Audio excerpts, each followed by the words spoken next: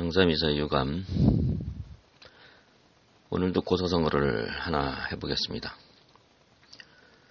이 고사성어는 제가 늘 말씀을 드리지만 그 수천 년 동안 인간의 행태가 변함이 없다는 걸 보여주는 아주 그 대표적인 예가 되죠. 왜냐하면 인간의 어떤 행태가 바뀐다면 그 고사성어가 수천 년이 지나도록 인간들에게 그 회자될 리가 없거든요. 이미 틀린 얘기인데 뭐 그걸 계속할 누가 어느 바보가 그렇게 하겠습니까? 근데 계속 맞아떨어지기 때문에 그 고사성어를 계속 사용하는 거거든요. 그래서 말 그대로 옛날에 만들어진 그런 단어인데도 불구하고 현대에 아주 잘 맞아떨어진다는 뜻입니다. 그게 고사성어예요. 그래서 이 고사성어를 보면 인간의 어떤 본질은 절대 변하지 않는구나 라는 걸 또 다시 한번 느끼게 됩니다. 그래서 제가 이제 고사성어를 이제 좀 자주 이 얘기를 하게 되는 거죠. 여러분, 뭐 제가 늘 말씀을 드리지만 장삼이사는 그 정보를 제공을 하거나 정보를 남들보다 뭐 빨리 혹은 많이 그렇게 취득하는 위치에 있는 사람이 아닙니다.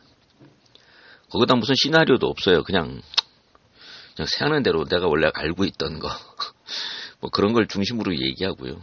어떨 때 정 뭐 수치 같은 게 기억이 안 나면 인터넷이나 좀 찾아보고 뭐 이런 사람이기 때문에 뭐 깊은 지식이라든가 이런 걸 기대하시면 안 되고요.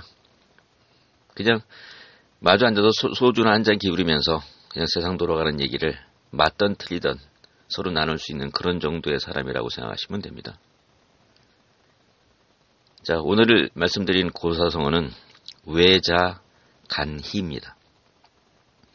외자는 우리가 흔히 그 말하는 그 외소할 외자가 원래 그 난장이를 뜻합니다. 예, 난장이 외소할 외자, 난장이를 뜻합니다. 난장이라는 표현을 뭐 요즘 하도 언어를 많이 바꿔놓기 때문에 무슨 경멸이라든가 아니면 비하하는 의미가 있는 단어다. 뭐 이렇게 규정을 져버리고 그냥 막 바꿔버리기 때문에 이게 뭘로 바뀌는지 잘 모르겠어요. 아무튼 난쟁이를 뜻하는 외자입니다. 그래도 그 자는 그 놈자자가 맞고요. 그 난쟁이라는 사람이죠. 외자라는 뜻이 그냥 난쟁이라는 뜻입니다. 그리고 간희, 간은 그 구경할 간인가요? 쳐다볼 간인가 그래요. 그래서 간과하다이라는 그런 단어 아시죠? 그냥 그 얼핏 대강 살펴봐가지고 뭐 실수하는 그런 경우 갖다가 뭘 간과하다 이렇게 얘기할 때 그때 간자가 쳐다볼 관자인가 뭐 관람할 관자인가 구경할 관자, 간자인가 뭐 그렇습니다. 대강 한번 찾아보세요. 그리고 끝에 희자는 연극 희자입니다. 그래서 희곡 작가이라는 말을 있죠. 희곡 작가라는 것은 연극 그 대본을 만드는 작가를 희곡 작가라고 그러잖아요. 그래서 말 그대로 하면은 난장이가 연극을 보다라는 뜻입니다. 외자간희. 이게 무슨 뜻이죠? 직역을 하면 아까 말한 대로 난장이가 연극을 구경하다 이런 뜻이거든요. 근데 이게 이제 의미를 보면 제가 출전은 잘 모르겠습니다. 뭐 출전까지 뭐 찾아보지 못했고요. 속뜻을 보면 이런 뜻을 가지고 있다고 그래요. 난장이가 사람들이 많이 몰려있는 그런 연극을 구경하기 위해서 뭐 특별한 그 무슨 뭐 극장을 간 것도 아니고 그냥 뭐 시장 바닥에서 뭐 그냥 제주 넘고 뭐 그런 그 연극을 하는 걸 구경하기 위해서는 몰려들면 키 큰 사람들 사이에 섞이게 되잖아요. 앞을 볼 수가 없는 겁니다. 구경을 할 수가 없어요, 난장이는. 그러니까 앞에 있는 키 큰 사람들이 아이고 저거 큰일 났네 뭐 죽었네 살았네 뭐 재미있네 뭐 저놈 나쁜 놈이네 이런 얘기를 쭉 듣는 거예요. 난장이는 쳐다보지도 못합니다. 결국 앞에 있는 자기의 시야를 가려놨던 키 큰 사람들의 평이나 이야기를 듣고 자기가 그걸 추론하는 겁니다. 그러니까 제대로 봤을 리가 없죠. 그렇죠? 근데 그걸 가지고도 자기가 그 연극을 봤다고 아는 척을 해야 되는 겁니다. 그래서 되게 어떤 문제의 본질을 제대로 알지 못한 채 아는 척을 하는 사람을 비꼬는 말이 외자간희라는 단어입니다. 우리나라도 우리 주위에도 그런 사람이 많이 있을 수도 있지요. 뭐 있다고도 생각되어지는데 이제 그거를 이제 규정하기가 좀 어렵죠. 근데 저는 그 난장이가 아는 척하는 거를 비웃고 손가락질하는 것보다는 이런 생각이 얼뜻 들었다는 거예요. 키 큰 사람이 만약에 똑바로 난쟁이한테 정보를 제공해 준다면 난쟁이도 굳이 틀릴 일이 없지 않을까. 근데 키 큰 사람이 의도적으로 난쟁이를 의식해가지고 잘못된 이야기나 잘못된 정보를 흘려줄 경우에는 난쟁이는 똑바로 판단하기가 어렵다는 겁니다. 그래서 그 이야기가 또 딴 데 가서 번지는 거죠. 그 키 큰 사람들은 의도적으로 난쟁이의 사고방식을 왜곡시킬 수 있다는 겁니다. 난쟁이만 비난할 일은 아닌 것 같은 생각이 들더라는 거죠. 고사성을 한번 비틀어 본 겁니다, 저는.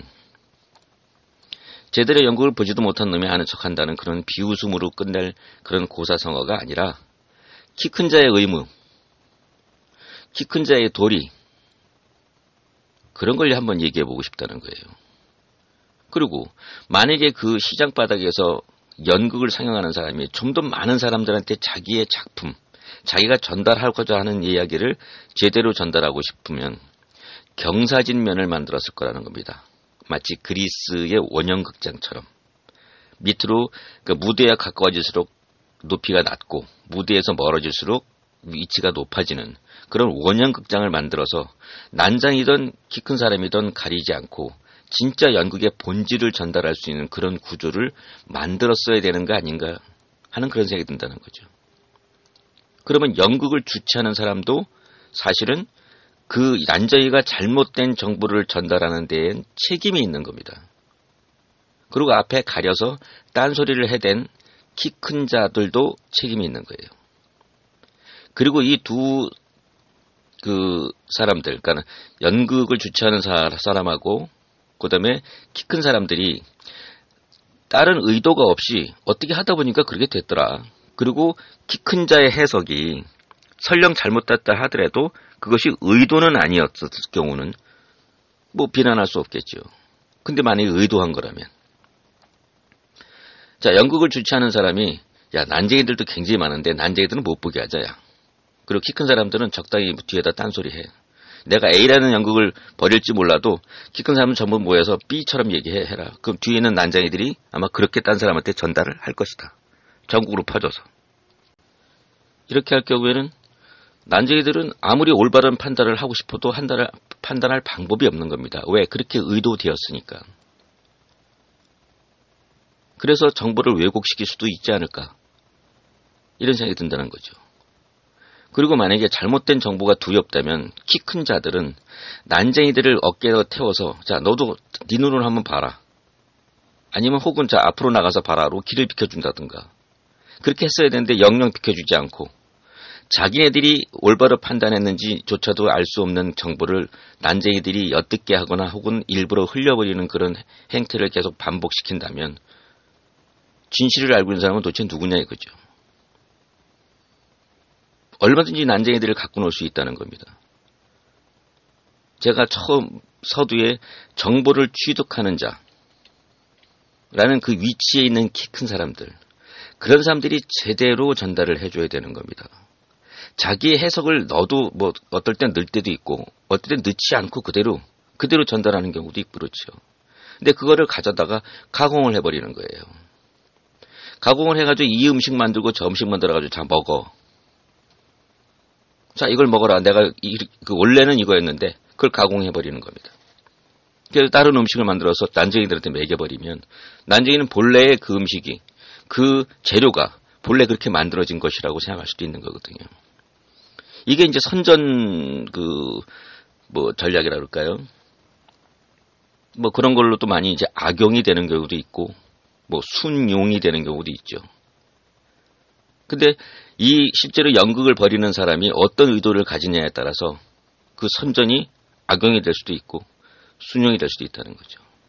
선용이라고 되죠. 악의 반대는 선이니까요. 그러니까 선용이 되느냐 악용이 되느냐 연극을 주최하는 사람의 의도에 달려 있어요. 그리고 키 큰 자의 의도에도 달려 있고요. 그러니까는 연극을 주최하는 자와 관람하는 자 중에서 키 큰 자들이 서로 같은 패거리일 경우는 같은 결론을 도출해내버릴 수 있죠. 조작된 결론을 낼 수 있는 겁니다.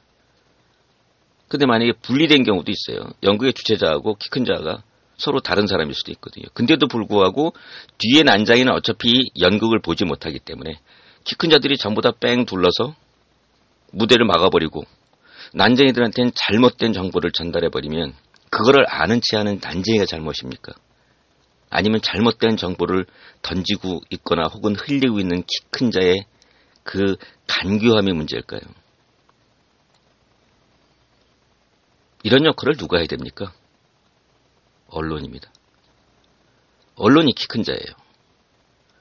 그리고 우리 이 사회의 지식인들, 그들이 키 큰 자입니다. 그리고 일반 국민들은 난쟁이들이에요. 난쟁이들이 정치에 대해서 왈가왈부고 이러고 저러고 마치 아는 척을 막 떠드는 하는 것이 틀렸냐 맞았냐. 틀렸을 경우는 비웃고 뭐 설령 맞았다 하더라도 비울 수 있죠. 왜냐하면 실체를 본 사람이 난쟁이끼리니까 실체를 본 사람이 아무도 없어요. 서로 비웃는 사회가 돼버리고 서로 싸운단 말이에요. 그럼 키 큰 자들은 그 난쟁이들이 얼마나 가소롭고 우습겠어요. 야, 쟤네들 또 싸운다. 야, 재밌다. 이번엔 좀 다른 거 한번 던져보자. 이번엔 어떻게 던질까? 야, 이번엔 아주 싹 비틀어가지고 던지자. 그럼 쟤들 엄청 혼동을 일으킬 거야. 그럼 또 쟤네들끼리 싸우겠지 뭐. 이렇게 언론이 삐뚤어지거나 왜곡되거나 계획적이면, 그리고 이 사회의 지도자인 지식인들이 이렇게 돼버리면 난쟁이들은요, 영원히 잘못된 정보 속에서 살아갑니다. 그럼 전체가 어리석어지는 거예요. 군중, 민중, 국민들은 어리석을수록 위정자가 이끌어 나가기가 쉽습니다. 왜? 바보들이니까. 단지 자기 말을 알아들을 만큼만 교육을 시키면 됩니다. 말 잘 들을 정도만. 그게 위정자들이 가장 바라는 거예요. 국민이나 민중, 군중이 똑똑해지기를 원하는 지도자는 내 생각에 아무도 없을 거예요. 적당히 어리석은 국민을 자기가 원하는 방향으로 끌고 갈 수 있을 때가 베스트가 나온다는 거예요. 베스트 효과가 나온다는 거예요. 그래서 난쟁이는 영원히 어리석어야 됩니다. 옛날에 제가 들은 이야기인데요. 제가 또 필리핀 얘기를 하게 되네요. 필리핀만이 아니라 어느 나라 다 마찬가지죠. 옛날에 유럽에 식민지 정책을 하는 것 중에서 첫 번째가 뭐냐면, 그러니까 첫 번째가 아니라 참 공통적인 게 뭐냐면요. 남자 학교를 세우지 않았답니다. 여자 학교만 세웠대요. 식민지 지배를 하면서. 영국도 그렇고, 뭐 스페인도 그렇고, 스페인은 필리핀에 여자 학교를 많이 세웠고, 영국도 인도에다 여자 학교를 많이 세웠다는 거예요. 남자 학교를 잘 안 세웠답니다. 금방 짐작이 되죠. 그 이유에 대해서. 남자가 똑똑해지면요, 관리하기가 힘들어요. 그리고 무장화될 수 있다는 거죠. 남자가 똑똑해지면. 그리고 힘으로 뭉친단 말이에요. 근데 여자들은 그런 게 없다고요. 없다고 표현하는 게 좀 그렇고 좀 약하다는 거죠. 그래서 말 잘 듣는 여자를 집에 있는 어떤 가정부로 쓰려도 말이 통해야 된단 말입니다. 그리고 기본적으로 상식은 있어야지 어떻게 뭐를 시켜도 시킬 거 아닙니까? 그러니까 순하고 다루기 쉬운 여자들만 적당히 교육을 시켜버린 거예요.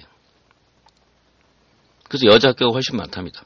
남자는 계속 어리석게 살게 내버려둔 거예요. 그 대표적인 케이스가 필리핀이라고 합니다.